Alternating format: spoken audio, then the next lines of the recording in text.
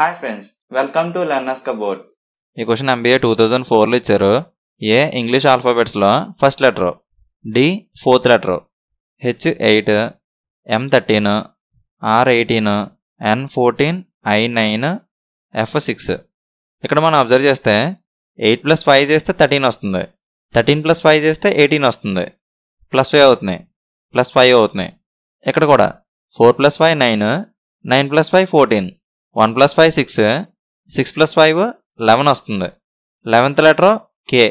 So ఇక్కడ K వస్తుంది. Option Cలో ఉంది. ఈ క్వశ్చన్ మనం ఇంకోలా కూడా సాల్వ్ చేయొచ్చు. హెచ్కి ఎంకి మధ్యలో 4 లెటర్స్ ఉన్నాయి, I, J, K, L. ఎంకి ఆర్కి మధ్యలో 4 లెటర్స్ ఉన్నాయి, N, O, P, Q.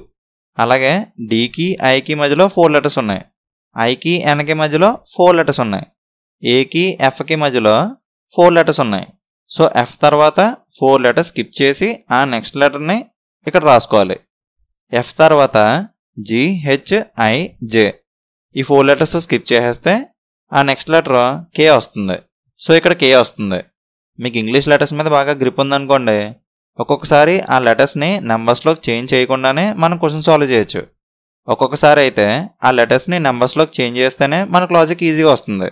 అంటే అక్కడ ఇచ్చిన క్వశ్చన్ బట్టి ఎలా ఫాస్ట్గా అవుతుందో ఎలా ఈజీగా అవుతుందో మనం చూసుకోవాలి. ఇక్కడ చూడండి, ఏ అనేది ఇంగ్లీష్ ఆల్ఫాబెట్స్లో first letter, B second letter, Z 26th letter. ఈ వాల్యూస్ అన్నీ కూడా మనకు వచ్చి ఉండాలి. అప్పుడే మనం లెటర్స్ మీద ఏమైనా క్వశ్చన్స్ ఇచ్చినప్పుడు ఫాస్ట్గా సాల్వ్ చేయగలుగుతాం. ఈ వాల్యూస్ మనం చాలా బాగా గుర్తుపెట్టుకోవాలి. ఎంత బాగా గుర్తుపెట్టుకోవాలంటే P అనగానే 16 గుర్తు రావాలి, J అనగానే 10 గుర్తు రావాలి, E అనగానే 5 గుర్తు రావాలి. అలా మనకు ఫాస్ట్గా స్ట్రైక్ అయితేనే ఈ లెటర్స్ మీద క్వశ్చన్స్ మనం ఫాస్ట్గా సాల్వ్ చేయగలం. సో ఈ వాల్యూస్ బాగా గుర్తుపెట్టుకోండి, చాలా చాలా ఇంపార్టెంట్.